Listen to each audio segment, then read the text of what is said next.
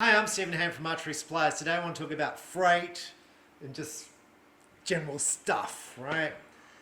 Because I think it's important from business so customers understand and business people understand. I've been doing this for 35 years and it's still hard for me, right? And so I want to go through it. So this week a container came in. It's still all there, getting unpacked. I'm going to say we haven't even unpacked a quarter of it yet. It got stuck in quarantine, fumigation, right? I spoke about it the other day. The bill's come in. The bill came in today. So that container is a 20-foot container. My freight costs for that container was $10,000. Okay, I'm going to just run through it so you understand. Now that container, it comes from Europe. It used to cost and I'm going to say costs vary, right? So because it's the time and all this, so the costs vary a little bit, but not to this magnitude. During COVID, costs went through the roof for containers because you couldn't move them, right? They were just, you couldn't find them, so shipping companies put the prices through the roof, right? Then they dropped, and now I feel like all the costs have gone up again, but we're going to talk about that and how that's all gone. So it used to cost between $4,000 and $5,000 to get a container from Europe to Australia to my door out here, right? $4,000 or $5,000. This container cost me $10,200, so double what it normally costs. But now there's another cost because the freight company who handled this freight just gave me another cost today of an extra $1,300 on top of that. So it cost me $1,150 to get this container in, right? So it's a big cost. So let's say I had $100,000 of freight in there. Roughly I had that 10%. It's a lot. I used to move air stuff for around 10%. So the reason I went to sea, for sea and using sea shipments, was to keep costs down. I could bring in sea shipments for around 2% before. 2-3%, yeah. So now I just want to go through these costs because the costs just blow me away. So the freight from Europe to Australia, $5,000. That's cool, that's what it normally is. The port in South Australia, so once it gets into South Australia, the port fee used to be a couple $100. That's, to lift the container off the ship and drop it onto the port. Used to be $200. $790. Talk about costs going up, and people complain about Trump tariffs and stuff. You increase the price from $200 to $790 just to use a crane to go bang to pick up a container from a ship and dump it on a dock. $790. It's crazy, literally crazy. Now the problem is there's only one person who can do this because this is the port and this is what they charge, and I just don't even make any sense of it. It's just ridiculous. Okay, so once they drop the container on the port, then I've got a fee of $393 to store it at the terminal. I then get a quarantine fee because there was nuts and bolts in the shipment, and apparently there's a bug which likes nuts and bolts, which seems like complete bullshit. The quarantine fee is $105, customs clearance fee $190, customs clearance fee, so that's what the broker charges to do all the orders, $190. That is very reasonable. There was, I'm going to say, 15 pages of line items, so they've got to do 15 pages of customs items when it comes through customs. And that they do that for $190. That's amazing. It would be easier if they just did the whole lot under archery equipment and gone, look, there's $80,000, $100,000 worth of stock. It's all archery equipment, one line item, which some companies do. Especially now that role has moved to Singapore and the Philippines. They just do it as one line item. Then they charge a quarantine inspection fee of $105. That's where the guy actually opens the door and doesn't do anything. That was $105. Then there's a quarantine fumigation yard fee. That's $150. Container lifts to lift it out of fumigation and to lift it into fumigation, $67.75. Fumigation depot fee, so that's because they move the container from the terminal to a fumigation spot, $105. A handling fee of the quarantine, $125. Destination for the fumigation fee, because you move it from the terminal to a fumigation place, $630. To deliver the container from half an hour up the road to here, $1,340. So to get a truck driver, and I'm not having a hard go at the truck driver, to get the truck driver to drive up the road, and let's say it takes an hour, $1,340. That's how much they're charging. To put the container under bond storage was $100 for one day, but I later got charged $1,300. Delivery to the fumigation depot, $205, and destination container Jumerage, because it was in storage again, another $100. So that all came to a bit over $10,000.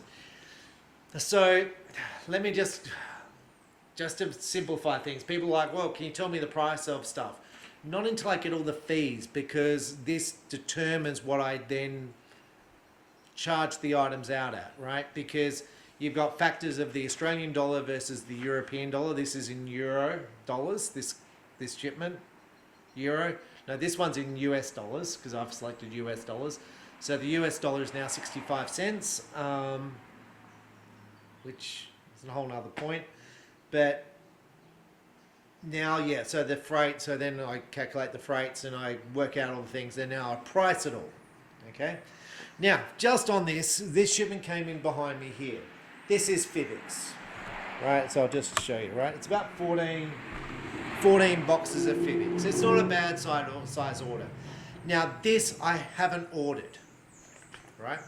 So people go, well, how have you got this, right? So I place a big order with Fivix, right? Big order, and then Fivix go, we've got this stuff ready for you. We will ship it to you, right? So it comes on a boat and arrives, and then I price it all out like I've done with this.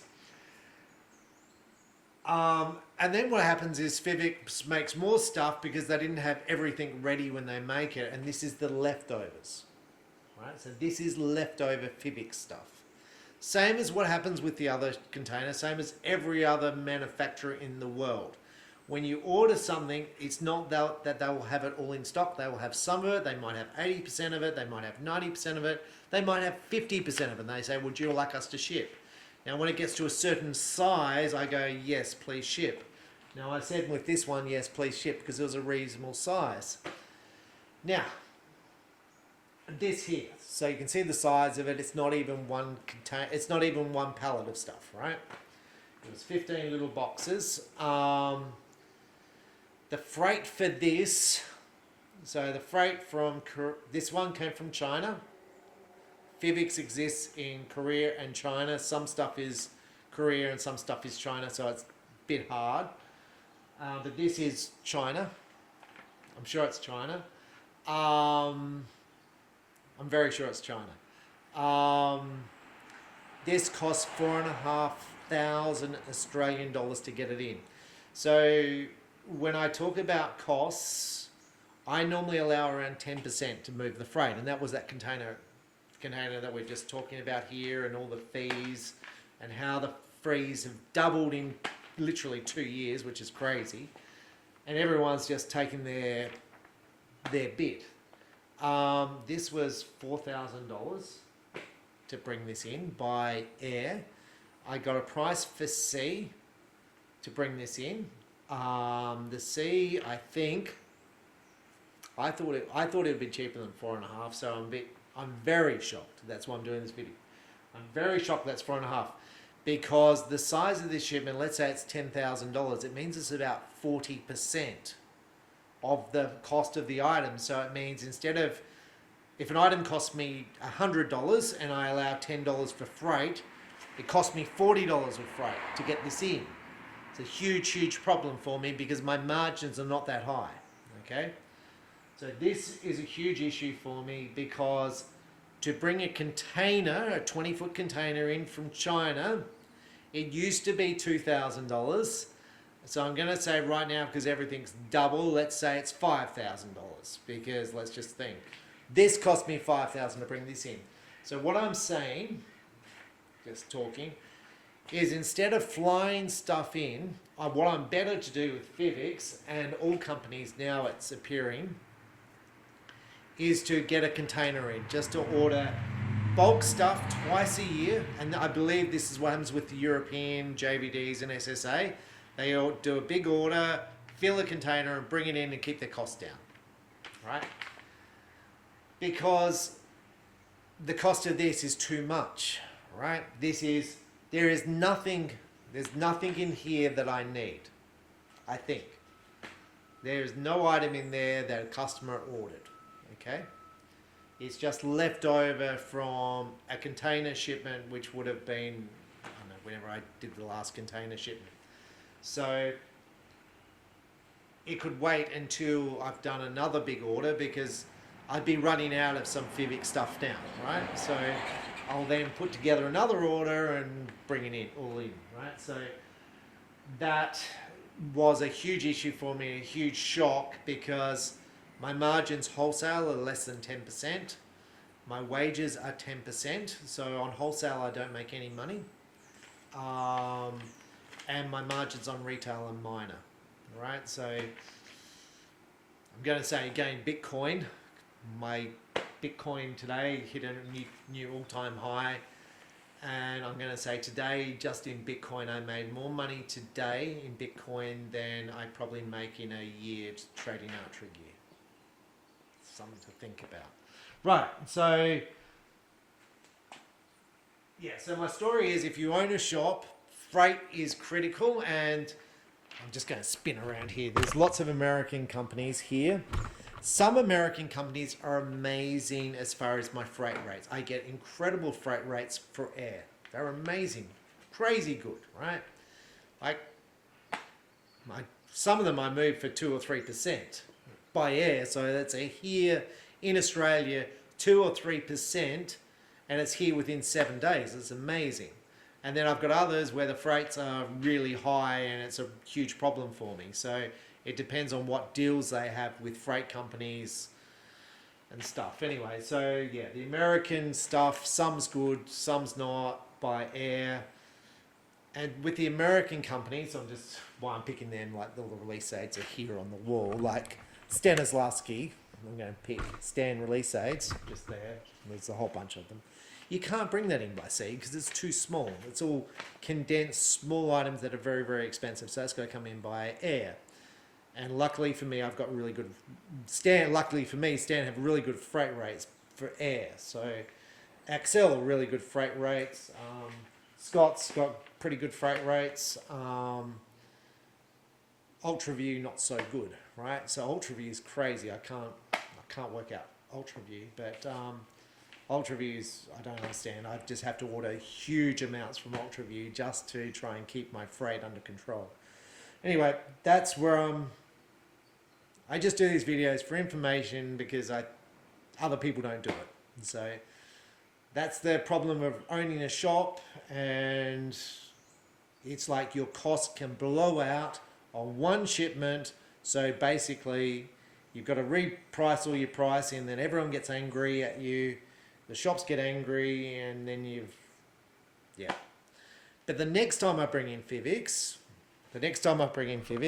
it's probably going to come in by sea, and it'll probably be a big shipment, and I'll probably get the freight in. I assume I'll fill a container, which will be $100,000, and I'll move it for $5,000, and which will be 5%.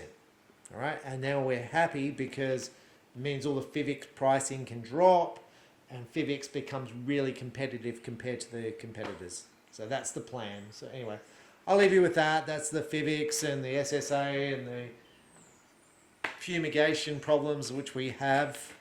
I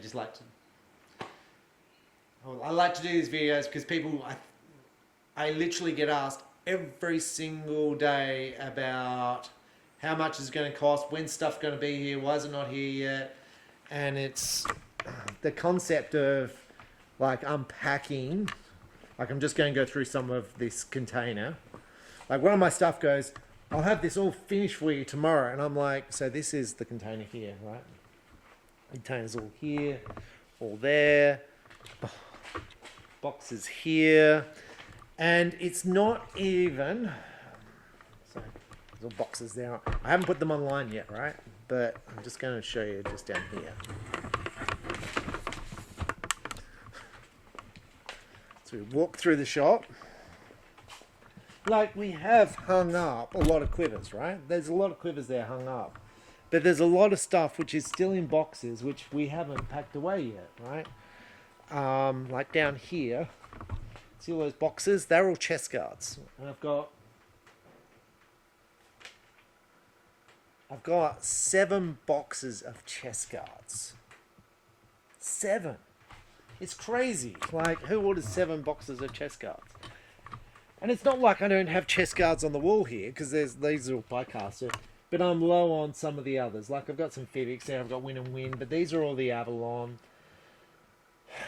And I was literally sold out of them. They're a low cost item. But, like, to hang all that items up, so I've had literally one guy working on it all week. I've had one lady working on it for 2 days, I think, or one day, and I've had another guy working on it for 2 days. So we're probably into a week and a half's worth of wages just packing stock away. And we're not even halfway through the container yet. And wages in Australia are high compared to the rest of the world. Like in China, wages are, let's say, $2 an hour. America, whatever you're going to say, the wages are in America, $15 an hour, $10 an hour. Over here, it's towards $40 an hour. So, you know, we've spent, let's say, 40 hours times 40, 1,600, which is not too bad because my freight in for this container just killed me. But anyway, that's part of the issue. And then I'm going to put it all online. That will probably be 3 days work, and I'll probably do some this weekend at home. But that's what we're up to. And I'll show you why we're here with this order. And I know I get off track, but these things are pretty cool from Europe. And I'll probably do a video. This is pretty cool. Look at that, layered foam targets. Never seen them before. It's a new thing in. They come in all different sizes. So these come in, this is 1.3 meters by 1.3 meters. They come in smaller sizes there, and they come in little sizes here for portables. I think the portable ones are about $100, which I think is pretty good. So for me, when I go away, I still want to shoot, and I want to take a small target with me. That would be awesome, like a little portable foam layered target, because easy to pull my arrows out. It's foam, so the arrows will sit in square. With a bag target, the arrows will drop. Very, very cool targets. So anyway, I will do some reviews on all that, and I will take you through some of the other stuff that's come in as I get into it. But that's where we're up to at the moment. We've had 3 shipments in this week. I feel like there's been more. And we're still dealing with it all. So, and I'm still getting bills. So anyway, we're pretty much there now. Anyway, thanks for watching. I'm Stephen Ham from Archery Supplies. Thank you. Bye.